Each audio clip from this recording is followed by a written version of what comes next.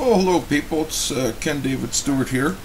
Um, as some of you may know, been following my blogs. I've written an original play called Roswell 1947, and I've been releasing that in kind of serialized form over the web and on my blogs, like WordPress and Blogger.com, Typepad, iPage.com.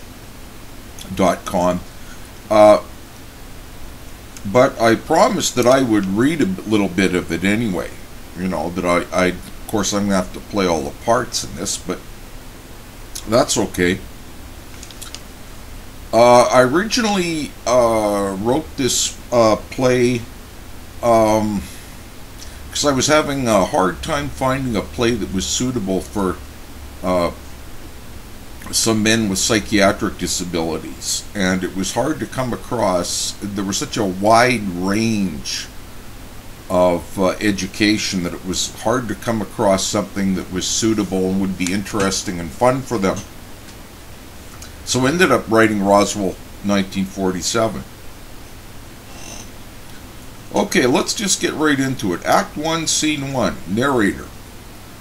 As our play opens, a group of old men are sitting on rocking chairs outside the Roswell General Store. It's getting late in the evening and the temperature is dropping rapidly. The men are suddenly startled by an unusual sight in the sky. Dewey says, "What the heck is that? Look at the sky." Buford, "I don't know.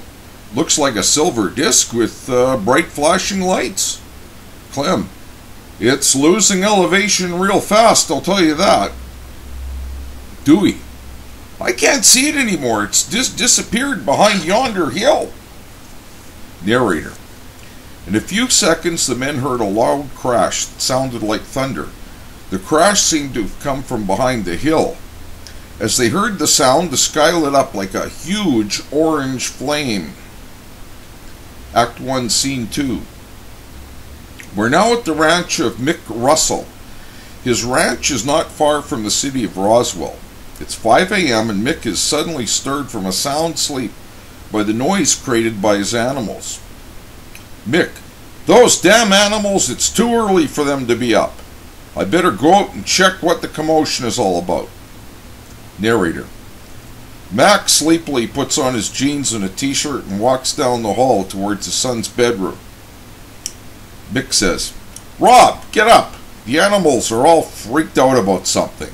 Rob says, "Come on, Dad. I was up until 3 in the morning partying." Mick, "That's tough. Put on your clothes and come help your dad." Rob, "All right, I'm coming. Don't get your shirt in a knot." Narrator. As soon as Mick and Rob walk about 100 yards into the field, they found out what rattled the animals. Act 1, Scene 2.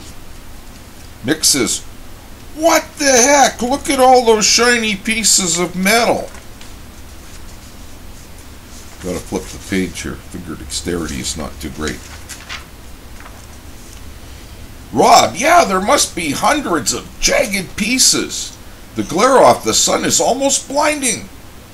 Mick, "Where do you think all this metal came from?"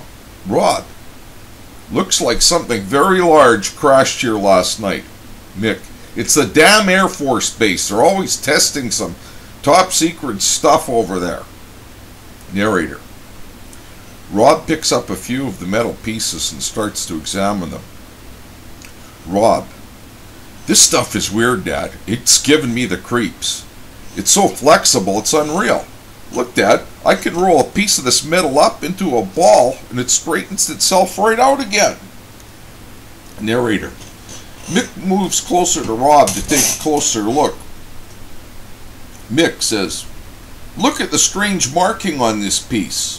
Rob, "It looks like Egyptian hieroglyphics or something."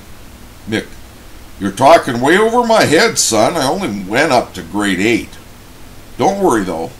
Let's put some of this stuff in a bag. I'll take it to the sheriff tomorrow and see what he can make of it. Then I'm going to ask him who's going to clean up this mess on my ranch."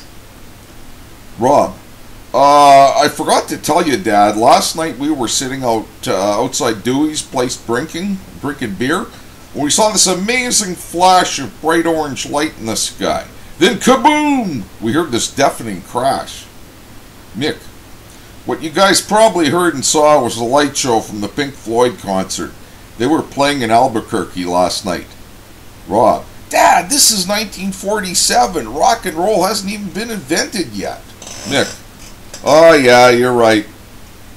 Narrator, Mick climbs into his old rusted pickup truck and heads for town. While he's driving, Rob turns on the radio and they start listening to the Rick Black Morning Show.